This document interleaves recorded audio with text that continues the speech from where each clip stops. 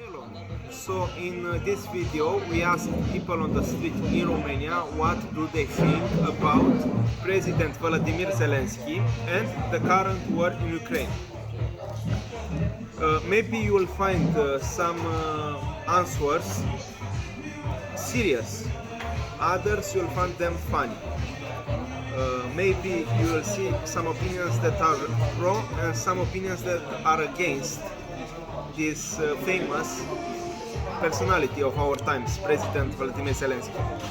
What is clear is that war is not a solution, whatever the motive and situation. The current suffering in Ukraine cannot be comprehended in words only and should be treated seriously. Now to the video. Păi, gen, nu cunosc prea bine situația, dar știu că nu e bine ce se întâmplă. Eu cred că s-a mai supărat că i-am furat și tancul atunci cu când, că nu înțeleg atunci. Asta e Bravo! Așa. Zelensky, este президент України. What do you think about Volodymyr Zelensky? Yes. First of all, I'm Ukrainian, so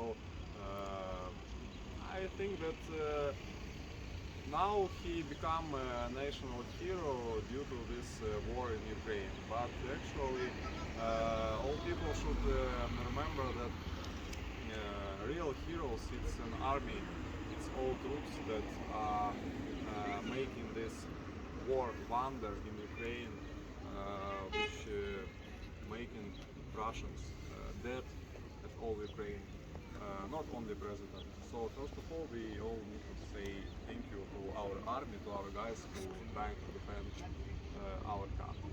And Mr. Zelensky, he's just a president, not bad, not good, as usual I think, but now he is a hero. That's all. Thank you a lot. Păi, gen, nu cunosc prea bine situația, dar știu că nu e bine ce se întâmplă.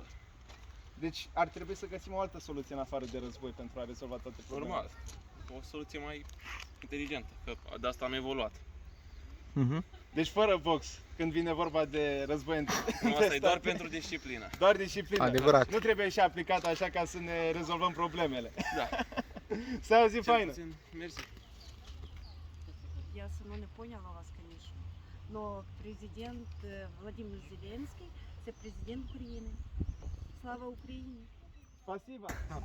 Zelenski e cel mai mare barosan, o să-l omoare pe Vladimir Putin în curând și probabil că și pe chinez, pentru că îl susțin pe Putin.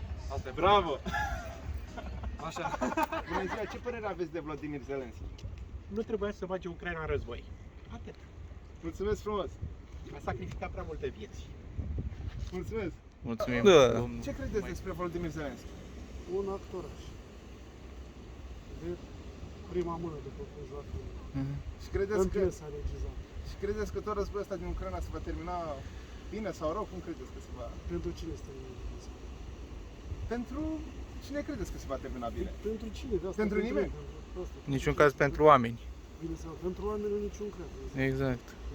Pentru că unii fac anumite scenarii și anumite regii jucate de niște actorași și suferă ca de obicei prostii. Exact. Omul sărac, amărât, ăsta va suferi întotdeauna. Cel bogat, i-ați văzut aici, se plinde cu jeepul, Cu vapoare. și cu alte de-astea, cu iahte și cu alte Da. ucrainenii, ca Da. cel bogat. Da? Că au fugit toți bogătarii, mafioților au fugit miliardari. Și rămân și vedem la televizor pe aia săraci, amărâți care... Ce părere aveți despre Volodymyr Zelensky? Da, omul clar e un păpușar. Păpușarul cui decât al Americii, pentru că omul e actor la bază și se pricepe. Am văzut chiar filmulețe cu el, are și filme, dar m-am uitat câteva minute și se vede. Și sunt clipuri diferite clipuri cu cum dansează el. Tocuri. Mai feminin, așa să zic. Carengle. Mai catarchi, așa. A zis. Și da, și chiar e a băgat țara în război. Cum nu vine cuvântul, am luat sau cum ambiția aia, zi. Orgoliu. Orgoliu, așa că nu, da, pentru că orgoliu la mijloc și multe altele, nu numai America, Eu nu zic că rușii, vezi, Doamne, nu știu dacă se putea evita acest război, dar e clar că omul e mascotă, da? Părere aveți despre Vladimir Zelensky și despre Ucraina? Și despre Ucraina, din punctul meu de vedere, joacă doar un rol. Mhm. E o marionetă și lucrurile astea le tot spun de peste 6-7 ani de zile. Serios? Da. Dacă căutați, probabil o să găsiți că poporul american a vorbit despre acțiunile pe care urmează să le întemeiască în Ucraina în următorii ani. Deci, dacă am fost pus la punct din punctul meu de vedere. Ce părere ai despre Vladimir Zelensky și despre Ucraina? Bă, eu zic că Putin s-a supărat rău de tot pe Vladimir, că i-au furat catalizatorul de la tank ungurii. I-au făcut urât. Ăștia cu tractoarele, sărani ucrainieni, nu? În fine, au făcut și ei, genul, a fost nasoală din partea lor, știi? Că putea să zică frumos, bă, dă și mie tank.